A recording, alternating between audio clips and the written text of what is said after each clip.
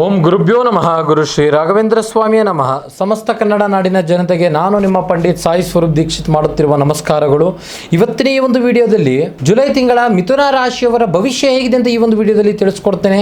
ಯಾರೆಲ್ಲ ಈ ಒಂದು ವಿಡಿಯೋ ನೋಡ್ತಾ ಇದ್ದೀರಾ ಕೊನೆವರೆಗೂ ವಿಡಿಯೋ ನೋಡಿ, ಹಾಗೂ ಹೆಚ್ಚಿನ ವಿಡಿಯೋಗಳಿಗಾಗಿ ನಮ್ಮ ಒಂದು ಯೂಟ್ಯೂಬ್ ಚಾನಲ್ನ ಲೈಕ್ ಮಾಡಿ, ಶೇರ್ ಮಾಡಿ, ಹಾಗೂ ಸಬ್ಸ್ಕ್ರೈಬ್ ಮಾಡಿಕೊಳ್ಳಿ. ಉದ್ಯೋಗಿಗಳಿಗೆ ಈ ತಿಂಗಳು ಕಠಿಣ ಪರಿಶ್ರಮದಿಂದ ಕೂಡಿರುತ್ತದೆ.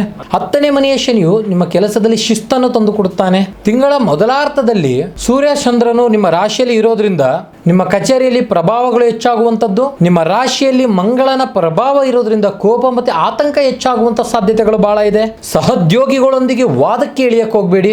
ಇನ್ನು ಆರ್ಥಿಕವಾಗಿ ಜುಲೈ ತಿಂಗಳು ಸಾಧಾರಣವಾಗಿ ಉತ್ತಮವಾಗಿರುವಂತದ್ದು. ಗುರುವಿನ ದೃಷ್ಟಿ ತುಂಬಾನೇ ಚೆನ್ನಾಗಿರೋದ್ರಿಂದ ಹಣದ ಅರಿವು ಸಹ ತುಂಬಾನೇ ಚೆನ್ನಾಗಿರ್ತದೆ. ಆದ್ರೂ ಕೂಡ ಅನಿರೀಕ್ಷಿತವಾಗಿ ವೈದ್ಯಕೀಯ ಖರ್ಚು ವೆಚ್ಚಗಳು ಹೆಚ್ಚಾಗುವಂತದ್ದು. ಈ ತಿಂಗಳು ಯಾರಿಗೂ ಕೂಡ ದೊಡ್ಡ ಮಟ್ಟದಲ್ಲಿ ಸಾಲವನ್ನು ನೀಡಲಿಕ್ಕೆ ಹೋಗಬೇಡಿ.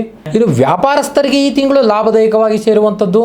ನಿಮ್ಮ ಒಂದು ವೈಯಕ್ತಿಕ ಬಿಸ್ನೆಸ್ ಅನ್ನು ವಿಸ್ತರಣೆ ಮಾಡಲು ಇದೊಂದು ಒಳ್ಳೆ ಸೂಕ್ತ ಸಮಯ.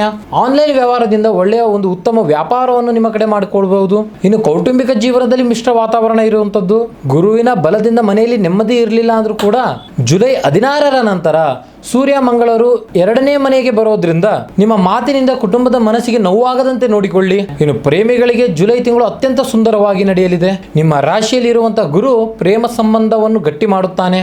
ಸಿಂಗಲ್ ಆಗಿರೋರಿಗೆ ಹೊಸ ಪ್ರೇಮದ ಪ್ರಸ್ತಾಪ ಬರುತ್ತದೆ. ಇನ್ನು ಆರೋಗ್ಯದ ವಿಚಾರದಲ್ಲಿ ನೋಡೋದಾಯ್ತು ಅಂತ ಹೇಳಿದ್ರೆ, ಇನ್ನು ವಾಹನ ಚಲಿಸುವಾಗ ಸಣ್ಣ ಪುಟ್ಟ ಪೆಟ್ಟಾಗುವಂತ ಸಾಧ್ಯತೆಗಳಿರುತ್ತೆ. ಹಾಗಾಗಿ ಸುರಕ್ಷಿತವಾಗಿ ವಾಹನ ಚಾಲನೆ ಮಾಡಿ. ನಿಮ್ಮ ರಾಶಿಯವರ ಈ ಒಂದು ಸರಳ ಪರಿಹಾರ ಮಾರ್ಗದ ಬಗ್ಗೆ ನೋಡೋದಾಯ್ತು ಅಂತ ಹೇಳಿದ್ರೆ, ಮಿಥುನ ರಾಶಿಯ ಅಧಿಪತಿ ಬುಧ ಆಗಿರ್ತಕ್ಕಂಥ ಕಾರಣದಿಂದ ಪ್ರತಿ ಬುಧವಾರದಂದು ಗಣೇಶ ದೇವರಿಗೆ ಗರಿಕೆ ಹುಲ್ಲನ್ನು ಅರ್ಪಿಸಿ. 10ನೇ ಮನೆಯ ಶನಿಯು ನಕಾರಾತ್ಮಕವನ್ನು ತಡೆಯಲು ಹನುಮಾನ್ ಚಾಲಿಸ್ನ ಪಠನೆ ಮಾಡಿ. ಇದಾಗಿತ್ತು ಮಿಥುನ ರಾಶಿಯವರ ಜುಲೈ ತಿಂಗಳ ಭವಿಷ್ಯ. ನಿಮ್ದು ಕೂಡ ಮಿಥುನ ರಾಶಿಯಾಗಿದ್ದರೆ ಓಂ ಗಣಪತಿಯೇ ನಮಃ ಎಂದು ಕಮೆಂಟ್ ಬಾಕ್ಸ್ ನಲ್ಲಿ ಕಮೆಂಟ್ ಮಾಡಿ. ಹಾಗೆ ಹೆಚ್ಚಿನ ಜನರಿಗೆ ಈ ಒಂದು ವಿಡಿಯೋನ ಶೇರ್ ಮಾಡಿ.